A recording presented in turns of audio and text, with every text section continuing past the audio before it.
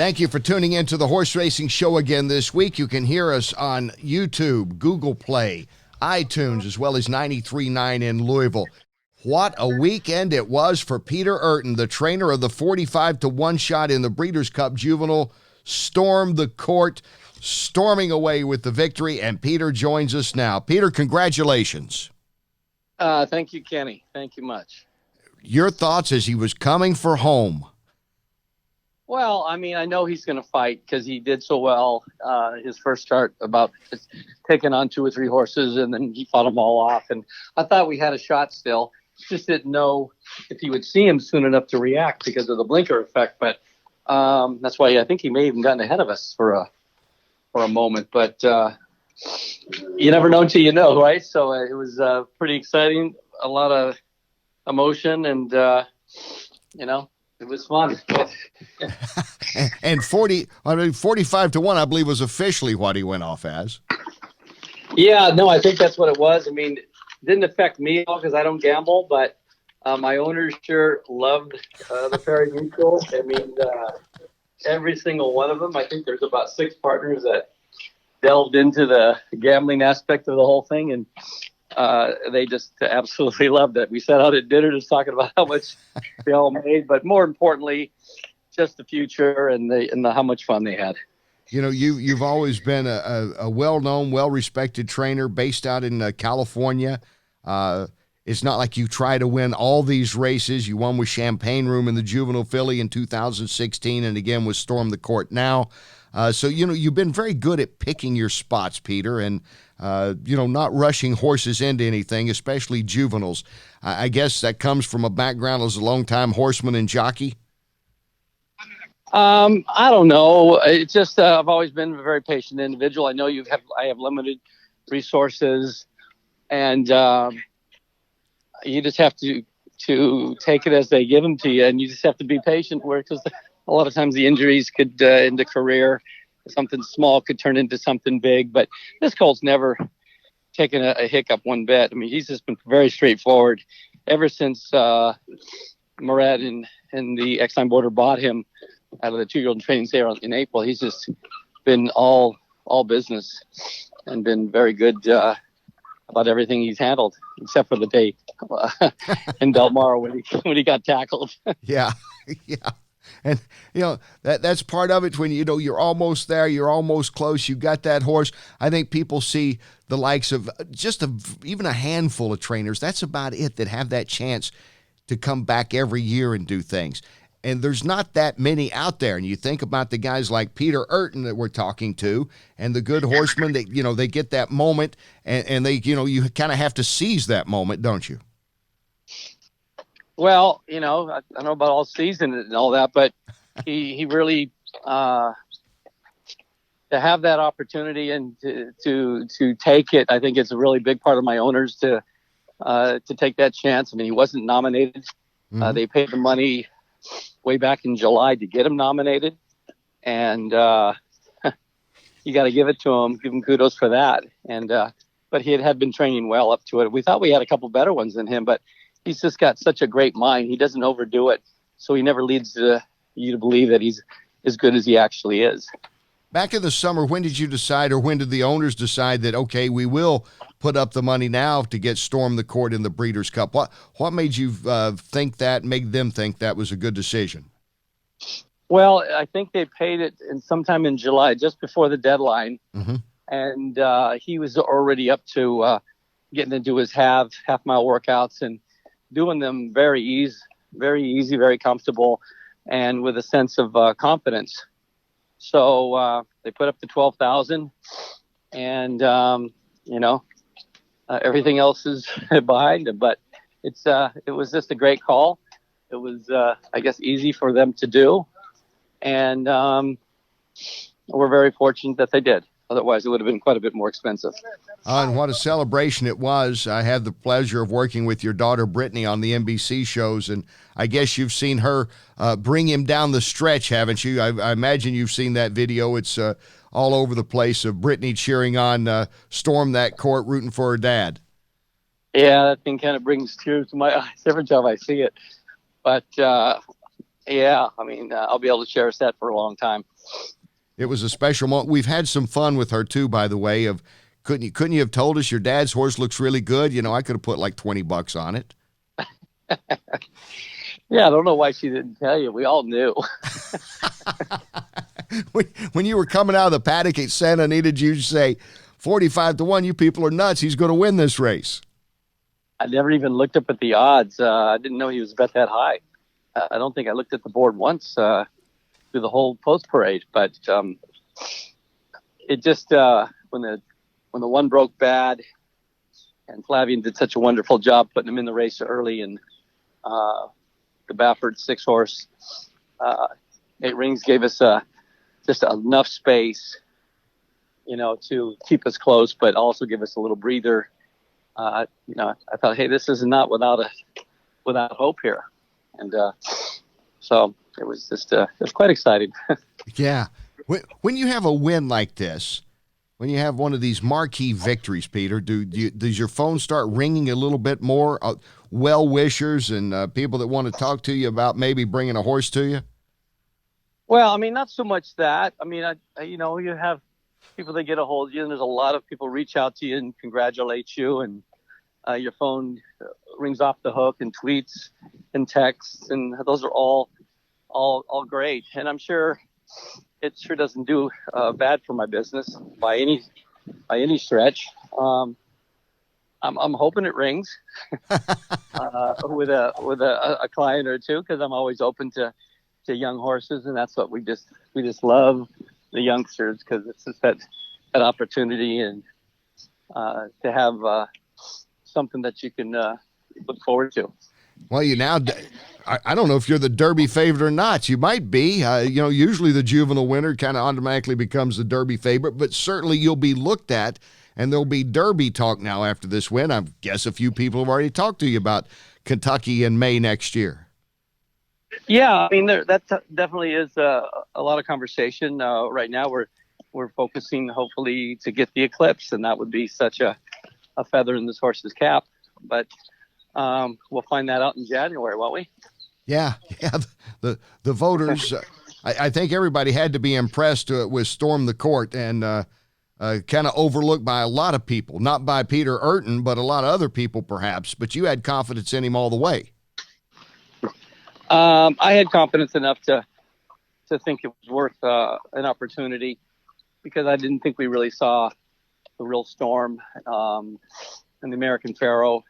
He ran a little bit green due to what happened to him in Del Mar. I think he was just a little skittish in between horses, and that was one of the reasons Flavien recommended the blinkers, just to give him a little better chance. And it sure enough didn't hurt. We just thought it might make him a little keen, but after working him a couple of times, it seemed to help quite a bit. So I tell you, he's honest, and he's got a heart big, and he is talented. So he's got some growing to do, some filling out. He's grown so much in the last, since we purchased him, maybe a good 2-3 inches in height, and he's got some scope to him, and he just needs to put some weight back on him. That's the thing about 2-year-olds, isn't it? I always liken it to the high school athlete who goes to college. You never know if they're going to be the next star or if they're just going to be okay, because there's a lot of 2-year-olds out there, or in this case, a lot of great high school players trying to make it in college. This is true. He's just what he's got going for him, as well as most trainers know. You've got to have a mind, and he's got a great mind to be a good horse. So all he needs is to have his talent, and it seems like that's he's going to have to get better, though, because there's going to be a lot of really good 3-year-olds that are going to pop out of the woodwork that we haven't seen, as well as some of the ones that didn't show up, and you know who I'm talking about. So it's going to a 20 horse field is, you better have a good mind for that. That's for sure. Yeah, everybody has to. Reporters, trainers, everybody has to have a good mind when you got 20 horses in there, don't you? That's a lot of horses. Yeah, and a lot of luck. Quite a bit of luck. And a great training job by Peter Eurton with 45-1 shot Storm the Court. Oh, they know who he is now, the Juvenile winner at the Breeders' Cup. When we come back, we'll talk more with Peter, a fascinating career from jockey to Breeders' Cup winning trainer. All that coming up. Stay with us here on The Horse Racing Show.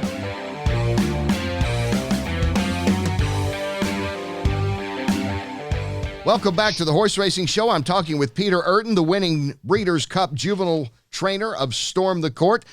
Peter, I believe you came to California in the 80s, and around like 84, 85 was your first win at Santa Anita? I'm born and raised actually in California. Yeah. But I did get my license in 85. Yeah. After I had an illustrious jockey career of winning 100 races. But it was truly a lot of fun, and I'm glad I did it. Well, now that, 100 wins, think of all the people that don't have any. So it's probably more like 20 or 30 wins, but every year it gets to be a few more. I keep adding on to it. But you win a few more Breeders' Cups, it'll be up to 500. There you go. With the background, though, as a jockey, how has that helped you as a trainer? Oh, I just think it helps as far as knowing what goes on out there. Whether you were good or you were a bad jock, I think the fact that you see what happens in the gate, you see what happens during the running of a race. You can emphasize when a jockey has something to say. And, I just think as far as that goes, it's beneficial, at least for me. And I imagine jockeys probably appreciate that too, that at least you have an idea of what they're going through, and either before a race or certainly after, when they explain what happened or didn't happen, you have a better communication probably. I don't know if most of them even know, but if they did, I think it helps. But, you just kind of go to the hot hand and whoever you're riding at the time. And I think Flavian's always got a hot hand. He's just was so confident in this horse, as well as all of us were. But, it doesn't hurt to have a little bit of experience if you've ridden before. So you're the California guy, and then you open up shop at Santa Anita. Did you grow up around the business? Was this something you always intended to do, was to get into horse racing, first as a jockey, then a trainer? Well, my dad didn't have anything to do with racing, but he was a big race fan, so we'd go out a lot. And the whole idea, when I was turning 16, I would go to a jockey school. So at the age of, we visited the jockey school when I was 15. And I can remember it like it was yesterday. And I met the guy that runs it, and he said, well, we'll see you in a year. And when they dropped me off and they drove off, it was kind of like very strange. A boy against with a bunch of men. Yeah. I was only 16 years old, maybe a week before. So it wasn't that easy at the beginning. Jumping on a horse that you've never even been on a horse before. I mean, I hadn't rode. So breaking young yearlings at the age of 16 would never have been on them before. A lot of guys would be there for a week or two and be out the door, because just wasn't their cup of tea. Yeah, but I didn't plan on being a trainer at that point. It was my heart was into riding, and but it got hard to hold weight. So my stepfather was a trainer, Steve Ippolito. I don't know if you knew that. No, I didn't. I'm familiar with the name though. Yeah. Yeah, Steve Ippolito married my mom back when I was, 5 years old, and I didn't meet him until I was well into jockey school. So that was just a coincidence. And he lived in Chicago at the time. Then they moved their outfit to California back when I was like 16, 17. So I got to grow up around Steve and learn underneath him as well as other guys before I decided to train horses. When you're breaking horses, do you remember the first time you did that? First time you jumped on? I don't remember the first one. I remember the whole idea of having to get on them, put the saddle on them without anybody else in this 10 by 10, and then jump on them without anybody giving you a leg up. And they're just going around and in circles. You're trying to get up over their back, and then once you do, you just hope you don't get thrown off, and they open the door and you're on your own. It was quite a handful. I mean, it was a scary thought, but they give you all the things. This is what you got to do, but you never got on a horse before until that moment. So it was quite something. That's throwing you in the deep end and saying, learn to swim, isn't it? Oh, it really was. I didn't know what I was getting myself into until that day. It was, but I think at 16, 17, you've got a lot of heart. and you're not afraid of too much. Right. You know? Right. When you first started training in Southern California, and, even though you're a California guy, to be at the track every day, and, I mean, there's some guys there that, you're seeing some of the legendary trainers and the jockey colonies, terrific and all that. That's kind of jumping in the deep end for any young trainer, too, isn't it? Well, I didn't really look at it that way because I did have my stepfather there, and he was always around where I could bounce. There were so many people that I could bounce things off of, and because I worked around Steve for years before I even got my license, and I knew some of the people that his assistants and other trainers, and it was an easy transition in that respect, that I didn't think of it as being a big challenge or difficult to move over, because it was very slow. It was a very gradual. I mean, I had 4 or 5 horses for 10, 15 years, Yeah. It wasn't like I just all of a sudden got thrown in with a big outfit like I seen, but it was a great learning experience. We trained and claimed a lot of horses over the years, before I ever had a chance with a good one. But after doing that for so long and then have the opportunity to get young horses was quite a nice transition. It was a lot of fun. Well, the success he's had, We Miss Frankie, Dance with Fate, Champagne Room, the Juvenile Fillies winner at the Breeders' Cup just 3 years ago, and Storm the Court, the Juvenile winner this year, talking with trainer Peter Eurton. And what's the plan now with Storm the Court for the rest of this winter, getting ready to start a 3-year-old campaign, you hope? Well, we'll be very easy on him, just very light. Let him put some weight back on, maybe catwalk him for a few weeks. I don't want to turn him out or kick him out or anything like that. Don't think he needs to. He came out of it very good. So, I mean, we'll just kind of play it by ear and backtrack and see where we want to have his first race sometime in January or so, is what our thoughts are. And you'll be hoping to go to that Eclipse Award in the meantime in January. Oh, 100%. We're all looking forward to that. And not knowing, makes it even more fun. I mean, when we won it with Champagne Room, we felt we had a good shot, but we didn't really know until he said our name, and that's what made it so much fun. What was it like to have your daughter Britney interview you after you win a Breeders' Cup race this year? It was pretty thrilling. I mean, to have your daughter and just to have her in the same business as you, and we're just so proud of her. She's just growing and growing, and she's got so much passion. I mean, and that's what makes it so good. This isn't a job to her. This is something that she truly loves, and to have her a part of it is just. You can ask any father. I think they would say the same thing. To have them part of your lives every day. We talk every day, whether it be horses or whatever. This makes it that much more special. Well, she's a special lady and great to work with, and all of us at NBC were enjoying her excitement watching Storm the Court come down the track. That was a terrific moment, a great moment. Thank you. Yeah. And we appreciate. Yeah, I mean, I know you'd like to have a few more of those, and maybe you'll have one at the first Saturday in May next year. How would that be? That'd be something, wouldn't it? And that would be a thrill. Going there the one year with Dance was quite a thrill.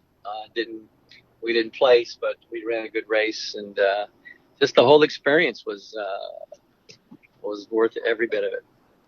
Peter, I thank you for your time. I really congratulate you again. A terrific job with Storm the Court, and great to have you with us, and we'll do it again, okay? Thank you, Kenny. Appreciate it. Peter Eurton, the trainer of the Breeders' Cup Juvenile winner Storm the Court. Keep an eye on him also at the Eclipse Awards coming up. And we'll be back with more of the Horse Racing Show right after this.